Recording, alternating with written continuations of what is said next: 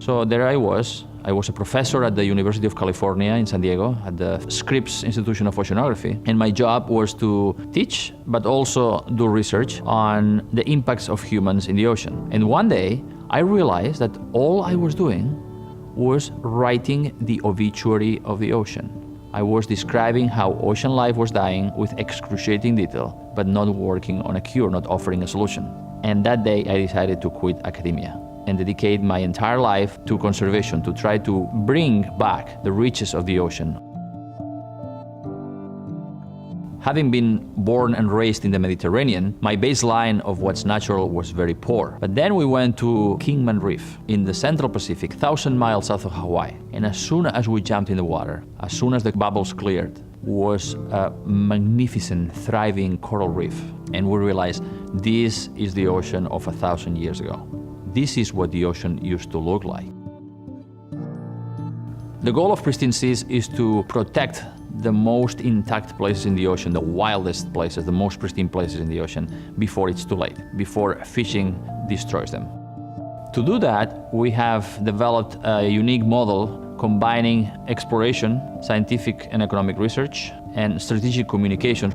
And then with all this, we inspire country leaders to protect these places by law in national parks in the sea, in large marine reserves. On some occasions, we have taken presidents with us to the field, and it's impossible that a person who sees a healthy marine environment and has the opportunity to experience it and enjoy it doesn't fall in love with it. Every interaction with a leader has been extraordinary because so far nobody has said no to protecting one of these places that we have explored.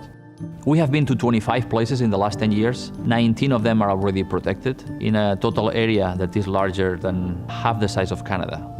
You cannot approach conservation in silos. Science alone, or economics alone, or inspiring media alone is not going to make it. You need to combine them. The media can be used for developing that emotional connection between the leader and the public and those wonderful places. But on the research side, it is very important to link biology with economics. And we can show why a place is so important and why it needs to be protected. But also we have to provide information that the key decision makers in government are going to need, which is what is going to be the cost of protecting this. So that link between economics and science has been absolutely crucial as a tool, very, very powerful tool for policy change.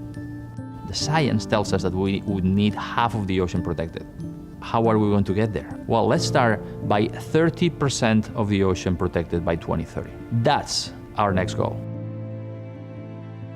It would be very easy to be frustrated, depressed, and throw our arms in the air and say, the problem is overwhelming, but every time I go to one of these places, every time I dive in one of these places, I am re-inspired.